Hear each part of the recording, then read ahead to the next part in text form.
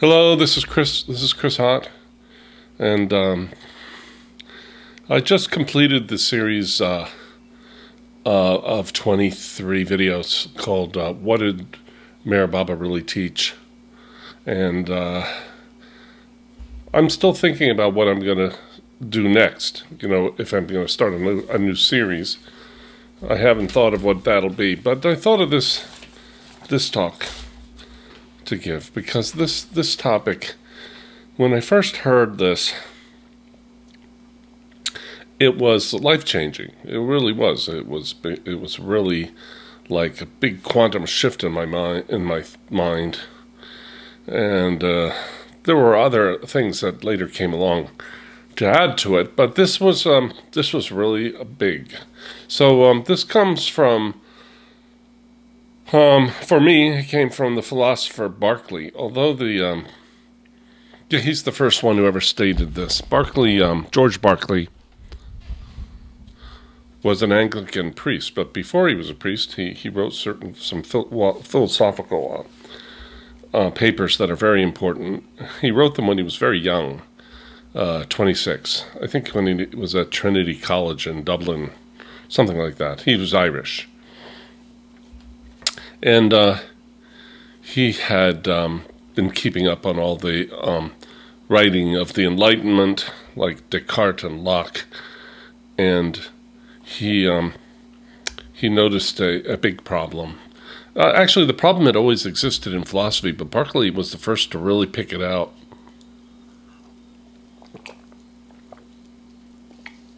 And address it head on. Now, this is my version. I have several versions of Berkeley's writing, but this one by every man is called Philosophical Works, including the works on vision. So this is pretty exhaustive of his major works, but there's one they don't mention on the cover, which I think is just as important as his paper on vision. It's a one called De Motu, this is the only place where I was able to find this essay De Motu, which means on motion, and it's really about energy. And boy, did that have an influence on me also.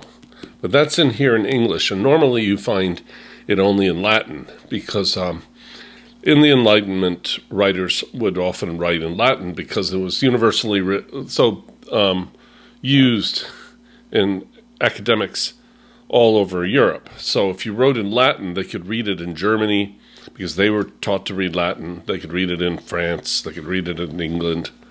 So that was very useful. It was like a common language. But Berkeley's more famous works are written in English because he was Irish, of course. However, the main book that I'm always looking at, which is his, I think it's called his Principles of Human Understanding, I believe. Yes. He wrote in 1710. Now, something about English writing in 1710 is, first of all, it was very, very beautiful and excellent, but many words that they used then are now obsolete. So I luckily had a very, very good thesis advisor, because my thesis was on Berkeley in part, and he was from Stanford, and he was brilliant, and he was able to explain to me what words meant, and we had a good relationship. I would ask him straight out.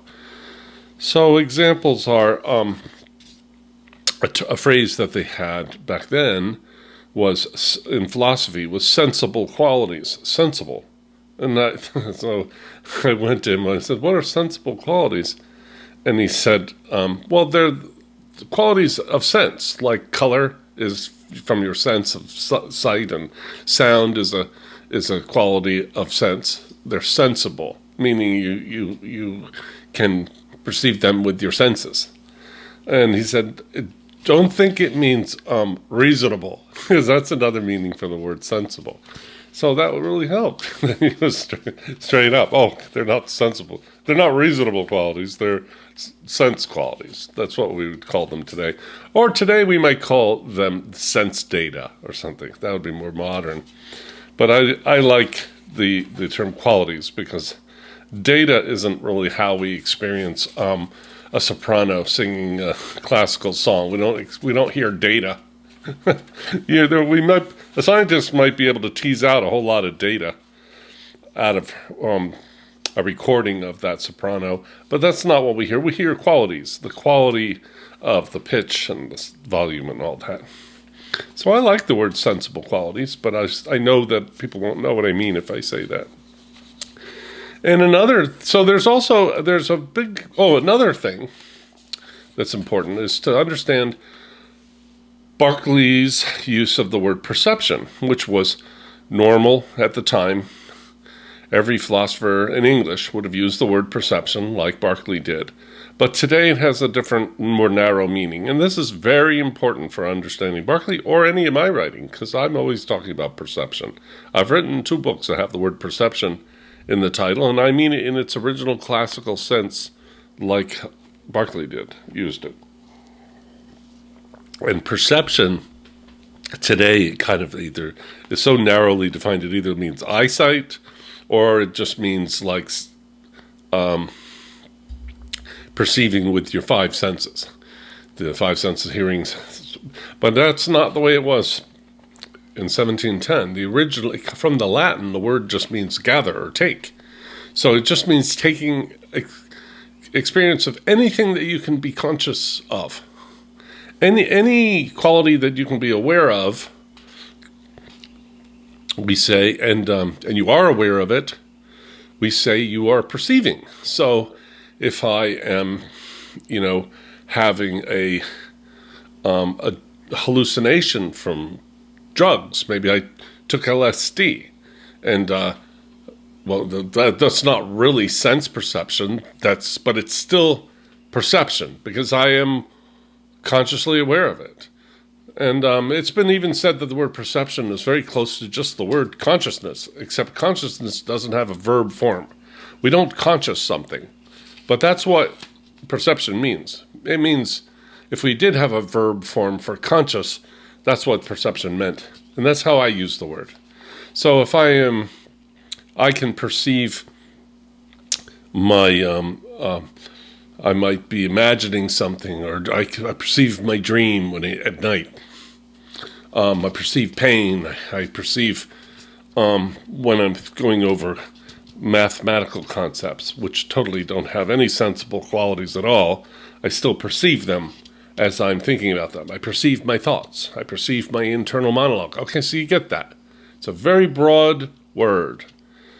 And if you take away that word and you narrow that word to just mean the 5 senses, then you're losing a huge part of the dialogue of philosophy, at least the philosophy of consciousness.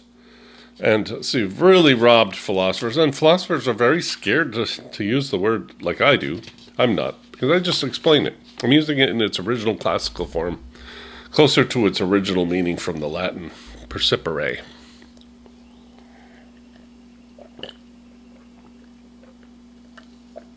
Which just means to take or gather experience.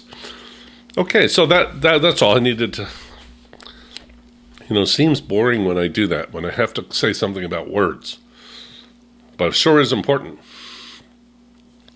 I mean, there was more than one person completely, wouldn't even read my first book because they thought I was using the word perception wrong. And then I had to do some research. I knew I wasn't, but I had to find out, what happened? And I know the history of how it changed. And it's not a good thing. We need a word like perception. Okay. We essentially mean, when we say perceive, we mean experience. Okay, I experience that. Okay? No one would deny that I experienced my dream or I experienced pain. So, it's like that. But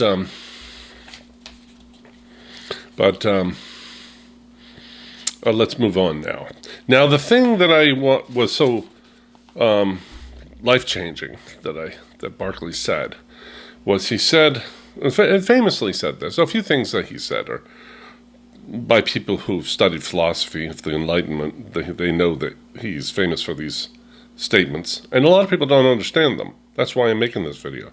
So I want to make it clear what he meant. He said, "We only perceive our own ideas." So I went to my professor, and I said, "Hey, Berkeley says we only perceive our own ideas." And then he who had actually published on Berkeley, he understood Berkeley very well. He said, "Why, is that controversial?" Boy, that was quite an answer. So I didn't know enough to know whether it was or not. So I just digested his response. And now, in a way, there's people who argue with it, but they're only arguing because they didn't understand what Berkeley was saying. Now I'm going to explain what it is, because I explained it to my daughter over the phone the other day, and she knows, she's followed a lot of this I've shared with her over the years, but she's still, it took a bit to get it across, and then she got it. So, well, you needed to say that. That helped. Now I get it. Okay, so I'll do that. Unfortunately, I don't have my easel here anymore. It'd be kind of good to draw these things, but I'll do it without doing that. Berkeley has no charts, he's just writing, and so you have to visualize it or think about it. Okay, so what does it mean to say we only perceive our own ideas? Okay, so I'll say the first thing that I told my daughter to try to explain this, and I will say that she really kind of didn't like this. It didn't make sense. So let's say I look out my window and there's a fire engine out there, because there's a fire in the apartment building, a small fire, and there's a fire engine out, and I see the fire engine. Now, normally, I just go, okay, there's a fire engine, okay? I believe that I'm perceiving a fire engine, and when I say, well, where's the fire engine? I go, there, my experience of it, my perception. And I feel like my perception of the fire engine, well, it's the fire engine. But it's not quite like that. There's two things, in a way, and normally in what people normally think, there's two things.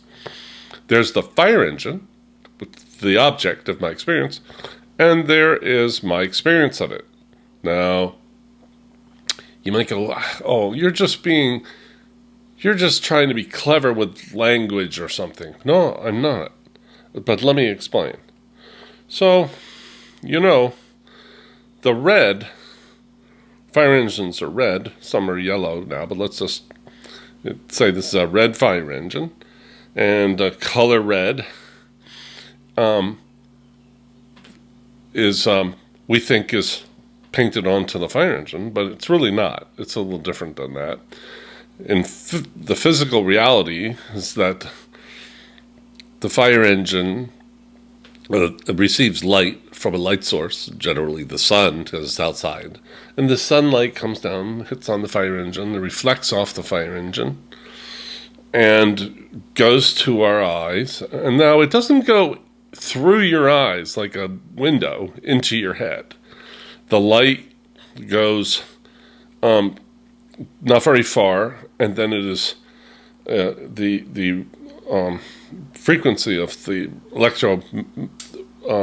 of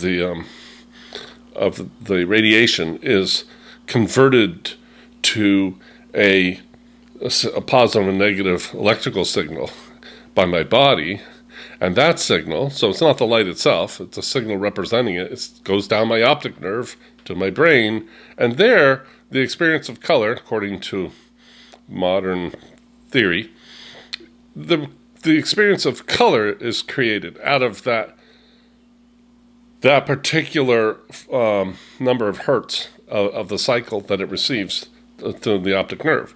So it's not even interpreting light as red, it's interpreting a mathematical number of cycles per second, so a ratio of time and space. It's converting to the red experience. So, and this happens with all five of our senses, all right? I won't go over them, but it's the same thing. It's the same with sound. That's why they say that if there's nobody to hear a tree fall in a forest, does it make a sound?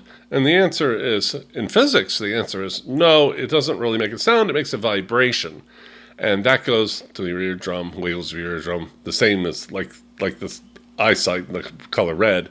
It goes to your brain, and your brain converts that particular ratio of cycles per second into such a certain pitch and sound, which sounds like a tree falling.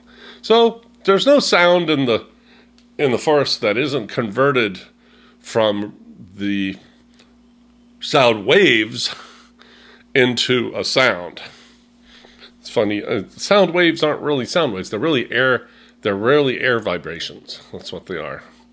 And I'm just quoting the physics. This isn't even philosophy. This is just regular biology or plus physics that you learn in high school.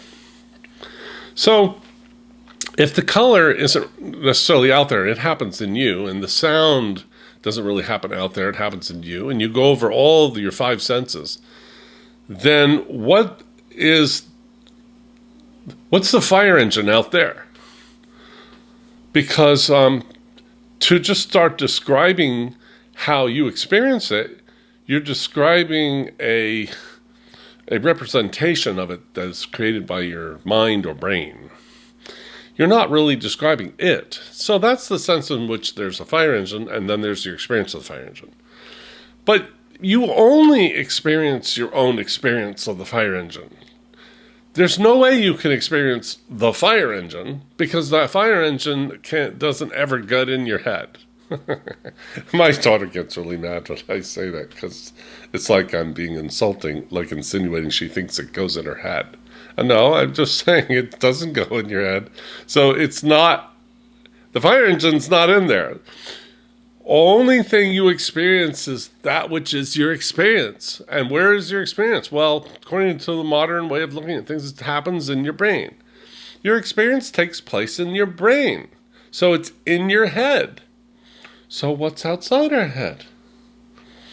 Well, here's the problem. Even if you were to imagine all these things that I just said about sound waves and the optic nerve, the light radiation, and the cycles and the vibrations, you're going to be picturing, imagining all these things. Well, where did you get the ability to imagine anything? From your experience. So all these things are a projection of stuff that's going on in your own head, and you're really projecting it outside of yourself onto the cause. So it's going to be a lot like its effect in your head, but you don't have any reason to think it is.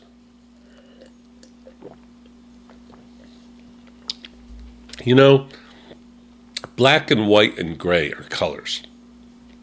And the only thing you can picture is colors. Now, that sounds funny. What about lines? Well, lines have to be a color or you can't experience them. Or the collision of two colors when they come together. You could say the border. But that is the experience of this color and this color. The line is just kind of a conceptual difference, where they meet. So if color is something that's entirely created inside you, then what are you picturing? Don't think that just because you're picturing maybe you could picture a gray fire engine, that you're escaping the fact that that's happening in your head. And you're projecting it outside as the cause, as like the effect. But the same would be true even if you think you're picturing like frequencies, because most people, when they go, oh, vibration, they're going to picture something vibrating. What? And it's going to have a color. And so that's not in you, okay? So it's very funny, because when we talk about the mathematical states of the external world, people start thinking about, it's energy, and then they start picturing energy. And this is where things like, black holes come from, and wormholes, and all kinds of things in the new physics. It's just right out of the imagination. That's our source for our imaginings of the external cause. But we have no access to anything outside of our experience. So what Berkeley really means when he says you only experience your own ideas, the word ideas, we wouldn't use this anymore. We would just say your own experience. But at that time, an idea, they had this idea like a mind, the contents of a mind is an idea, and an idea can only be in a mind. And so that was the kind of way they talked back then. But they just meant any experience. How could there be experience outside a mind? That's kind of what they mean. There can't be. There wouldn't be experience. It'd be something else. So we have no access to the world independent and outside of our mind, our thoughts, our experience. So instead of saying you only perceive your own ideas, let's just say you only experience your own experience. I mean, you don't experience my experience. You might experience something that you imagine is like my experience, or we might both be having an experience of the same things, theoretically, but you only have access to your experience, so you can never really know that. A whole lot of interesting things arise. First of all, just a skepticism of, wait a minute, how do we know there is an external world? Well, how do we know there is a fire engine? And if there is a fire engine out there, well, thinking about what it looks like is a projection of its effect in me onto the cause. So that has no rationality at all. So, and we can't picture number, and plus number is purely mental. It is.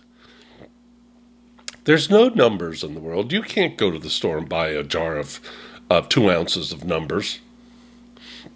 Numbers are conceptual. So, is there something physical out there? Maybe, but if you go to imagine it, it's a projection of its effect in you onto it. So, you either followed what I said or you didn't, but that's what's meant by you only perceive your own ideas. Thank you. I'll see you in the next talk. Bye-bye.